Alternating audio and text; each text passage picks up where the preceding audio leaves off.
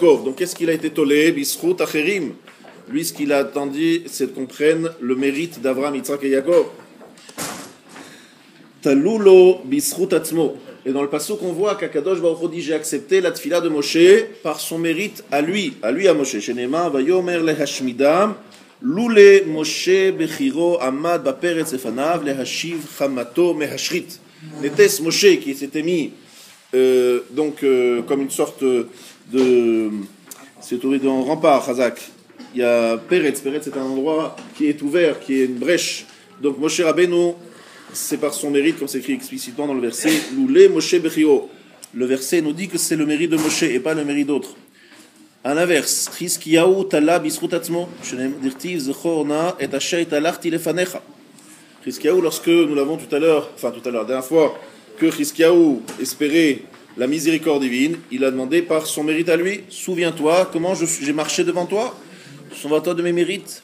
Et talulo bisrut achrim shenemar veganoti le'ir azot lehoshia lema'ani ou lema'an David Avdi. Qu'est-ce que dit le verset?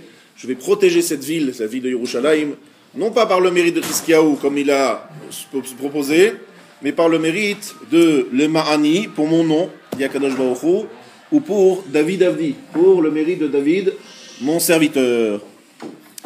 Ve'ino de Rabbi Yoshua ben Levi. Et c'est ce qu'en fait a dit Rabbi Yoshua ben Levi, Damar Rabbi Yoshua ben Levi, Maïdirtiv, Hine le Shalom, Mar Limar. Que veut dire ce verset dans Yeshayahu, chapitre 38, Afilu Besha'a, Sheshiger lo Akadosh Baruch Hu, Shalom, Marulo. Même lorsque Akadosh Baruch Hu a dit à Chizkiyahu Shalom, c'est-à-dire il a donné le salut, il l'a sauvé de la maladie. Mar Limar, c'était quand même amer. Pourquoi c'était amer? Parce qu'il lui a pas dit que c'était par son mérite à lui. Il lui a dit, en fait, tu as été guéri, tu as été sauvé, pas par ton mérite personnel, mais par d'autres mérites. Le mérite de quoi? C'est que Yerushalayim, mon nom, le sauvetage d'Israël, bref, pas par son mérite à lui. Et donc, même s'il a été sauvé, Mar Limar, j'ai quand même une amertume, parce que Kadosh Baruch Hu ne m'a pas finalement sauvé par mon propre mérite. Maintenant, vas-y. בבקשה. רגע, אבל אפשר, הוא מגיע לו שיתלו לו, לא מגיע לו שיתלו. Chizkiyahu Amelech, ça veut dire qu'en fait, c'est sûr que Chizkiyahu c'était un grand tzaddik. Et on a vu la dernière fois qu'il avait fait une faute. Quelle était la faute? C'est qu'il n'avait pas eu d'enfant. Il ne voulait pas se marier. Et pourquoi il ne voulait pas se marier? Parce qu'il savait qu'il allait avoir un rachat. Mais on lui a dit, mais c'est pas tes affaires. Toi, tu dois faire ce que Akadosh Baruch Hu te demande, et tu vas voir. Donc il a fait une avéra. Et à cause de cette avéra, il devait mourir. Maintenant, Chizkiyahu, lorsqu'il demande à Kadosh Baruch Hu d'avoir Rahmanout, il rappelle ses mérites. Il a plein de mérites. Baruch Hashem, il a fait plein de mitzvot. Chizkiyahu, on n'a pas besoin d'en parler, c'est l'ancien. Eh bien, la Gemara veut nous apprendre qu'en fait, même si quelqu'un il a vraiment des srouillottes, il ne faut pas qu'il les mette en avant dans sa tfila. Dans une tfila, toute la notion de tfila, c'est hachna'a. L'argish shelo magia lecha klum. Parce que si tu dis Magi Ali, je viens, il y a une autre dogmarot qui le prouve. C'est qu'il a dit à Kadosh Baruch Hu, j'ai fait une belle tfila, je suis quelqu'un de chachou, tu viens avec tes. Kadosh Baruch Hu, il n'a pas. Toute la notion de tfila, c'est hachna. C'est une soumission totale, je suis rien, je ne mérite pas. Et lorsque Kadosh Baruch Hu, il sent que c'est quelque chose de émet, des fois il est sincère et il répond. Mais dès que la personne se met en avant, c'est pas. Donc même si Chizkiyahu il avait des mérites, etc., ou là il y a tzach laver des batfila. Batfila chez lui, dans cette tfila, il devait le mettre ça de côté. Là-dessus, la Gemara continue, juste encore quelques minutes. Nasena aliyat kir ktana. Vous vous rappelez qu'on avait parlé du fait que Chizkiyahu il avait prié mikirot libo. Vayasev la kir. Il a tourné Chizkiyahu sa tête vers le mur. Alors on avait rappelé que ici Chizkiyahu avait rappelé le mérite de la Shunamite. La Shunamite, elle a érigé un mur, c'est-à-dire elle a fait une petite pièce pour accueillir Elisha. Parce que Elisha se déplaçait parce qu'il avait des missions importantes.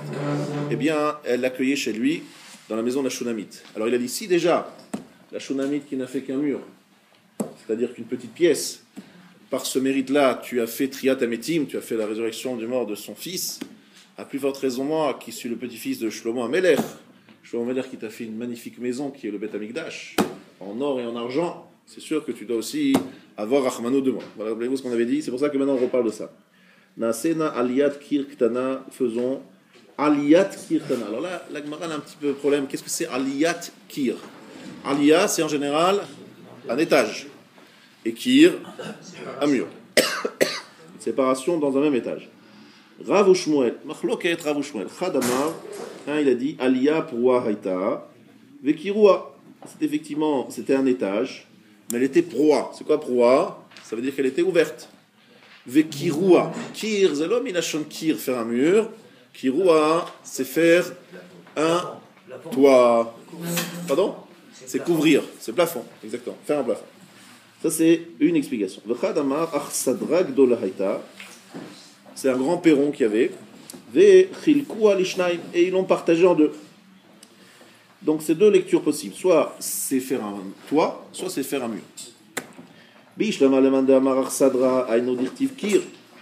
Je comprends si on dit Arsadra. C'est pour ça que c'est écrit un mur. Effectivement, on fait un mur pour séparer au milieu d'une pièce. Et l'Almandamar Aliyah, celui qui dit que c'était en fait un étage. Maïkir, qu'est-ce que ça veut dire Kir? Chez Kirua. Le mot Kir, il est un peu difficile à comprendre, parce que Kir, normalement, ça veut dire un mur. Réponse, non, Kir ici, ça veut dire qu'ils ont fait l'acte d'être Kirua, c'est-à-dire qu'ils l'ont mis un plafond. Bish, l'Almandamar Aliyah, Anyodertiv Aliyat, et l'Almandamar Arsadra, Mayaliyat. Celui qui dit qu'en fait c'était Arsadra. La Gemara montre que dans chaque explication, il y a un problème un peu dans le passouk. Le mot du passouk ne sont pas clairs. Aliyah, ça veut dire un étage. Si on dit que c'était un perron, c'est pas un étage, où on parle d'étage. Alors Aliyah, ça veut dire aussi Nashon Me'oleh. Aliyah Me'oleh chez Bebatim. Ça veut dire quelque chose de qualité. Ça veut dire qu'ils ont fait une belle pièce. D'accord? Ils ont fait quelque chose de bien. Donc c'est pas à prendre comme Aliyah, c'est-à-dire quelque chose qui est en haut, mais quelque chose qui est me'oulé, quelque chose qui est bon, qui est bien. Elle dit à son mari, mettons-lui là-bas, dans cette pièce, un lit, une table, une chaise et une menorah. Amar Abaye, Vitemar Rabbi Yitzchak, arotse lehanot, yehane ke'elisha, vesheno rotse lehanot al yehene. Parce que la Gemara dit, voilà, Elisha, il profite. On lui offre quelque chose, il prend. Donc celui qui veut profiter, c'est-à-dire un Talmid Chacham, un Tzaddik, à qui on lui apporte une belle maison, des beaux trucs, etc., est-ce qu'il doit profiter? Eh bien, Elisha, lui, il a profité. Il a profité de ce qu'on lui a proposé, de ce qu'on a mis à disposition. Mais Shmuel, il avait une autre attitude. Vous savez tout ce que vous faisait Shmuel Haramati. Shnema ou Tshuvato Haramata, Kisham Beto. Amar Rabbi Yochanan, Shekol Makom Shealach Sham Beto Imo. Shmuel se déplaçait avec sa maison. Qu'est-ce que ça veut dire qu'il se déplace avec sa maison? C'est-à-dire que Shmuel ne voulait jamais profiter d'un centime des gens chez qui il allait. Donc il a amené sa tente, il a amené tout ce qu'il avait besoin, et il ne profitait de rien, de personne. Par contre, Elisha, lui, profitait. Donc la Gemara dit, Arotse lehenot yehene, c'est ces deux attitudes qui sont justifiées. Il y a effectivement, on trouve des tzadikim qui les uns, d'autres en train de profiter, d'autres non. Elle a dit à son mari, je sais que c'est un homme de Dieu, d'Hachem, kadosh, qu'il est kadosh.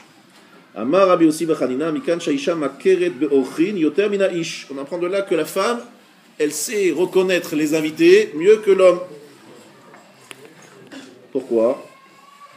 Alors d'abord, la kadoshu mina yada, d'où elle savait, Rav Shmuel Chadamar shelo rat azvuz over al shulchano. Elle n'a pas vu de mouches qui passaient sur sa table. Il y avait des mouches autour, mais elle ne touchait pas, parce qu'il y avait là où était Elisha, sa table, aucune mouche ne s'approchait. Il s'est dit Ish Kadosh, si les mouches ne s'approchent pas. Elle a mis un drap en lin sur son lit, Velorata Keri Alav. Elle n'a pas vu du Keri. Alors elle a dit Kadoshu, c'est donc un Kadosh. C'est comme ça qu'elle a su. Alors c'est écrit Kadosh Hu. C'est le mot Hu. Pourquoi Kadosh Hu? Lui il est Kadosh. Amar Rabbi Yossi v'Chanina Hu Kadosh ou Mesharto eno Kadosh. Lui il est Kadosh, mais son serviteur, son mashbak, son Shamesh. Shamash n'est pas Kadosh. Pourquoi? Vaigash Gechazi le Hotfa Amar Rabbi Yossi Barbechana Shechaza behod Yofia. Le Hotfa, Hod Yofia. C'est un mot qui veut dire pousser. Mais la Gemara fait une dracha qui veut dire Hod Yofia, qu'il a touché la femme à son endroit de ses seins. Donc, comme il a eu cette attitude très peu cachère, il a dit Hu Kadosh, Elisha est Kadosh, mais son accompagnateur Gehazi n'est pas Kadosh. Rabbi Chanukah Shomer Ratzah, Kadosh Baruch Hu lezakot Yisrael, לפי יבלם תורה ומצוות שנאמר, אדוני חפץ למען צדקו, יגדיל תורה וידיר קדיש על ישראל.